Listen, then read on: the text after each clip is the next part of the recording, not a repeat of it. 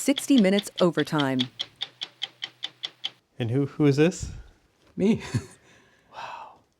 Anita Lasker-Wallfisch is a survivor of Auschwitz who was taken to the camp as a teenager and happened to play the cello. This ended up saving her life. She joined the women's orchestra at Birkenau at Auschwitz, and this was her salvation. On Sundays, we gave concerts in the camp for anybody to hear. The Germans were there, and prisoners could also hear us. And for some people, it was an insult. And for some people, it was, you could dream yourself out for 5 seconds of this hell.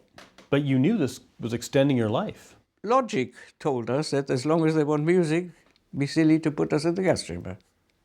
Anita Lasker-Wallfisch was an activist. She and her sister were essentially forging documents to help prisoners from France. It was much better to be a criminal than to be a Jew. Criminals get a court case. You were a Jewish criminal, though. Yeah, I was a Jewish criminal. We've committed a crime because we forged papers for prisoners, etc. And it was better to be criminals than to be a Jew. I mean, it's unbelievable, but that's how it was.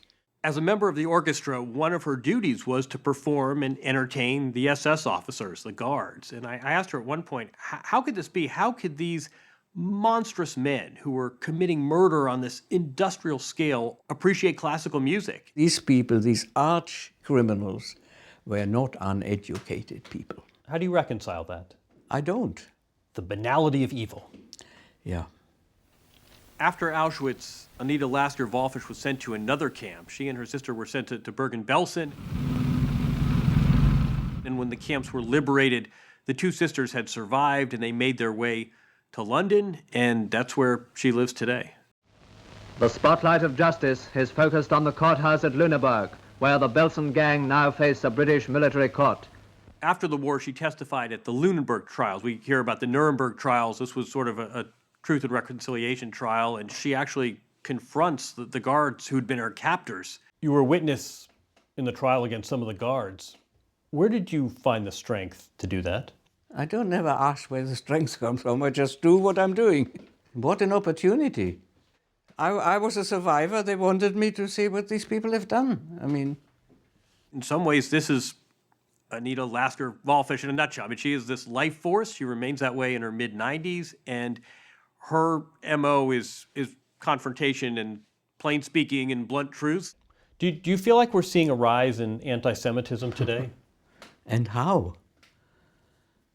And how?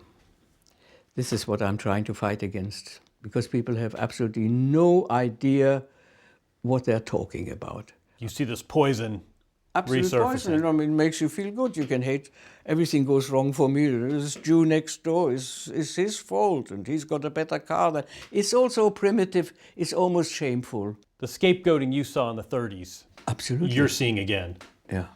Today, in her mid-90s, she sees herself as the vital force that she is, but also a witness, a primary source. Her line to us was that once this gets consigned to history books, it's one thing. When I'm here actively recounting the story, when we're sitting across from each other and I'm telling my story, it has much more resonance. To actually see somebody who's been there makes a difference, Once it gets into history books, it's another matter. So somebody may say, this is all invention, there was no Auschwitz, etc. No, actually, I met somebody who's been there. That's all I can hope for.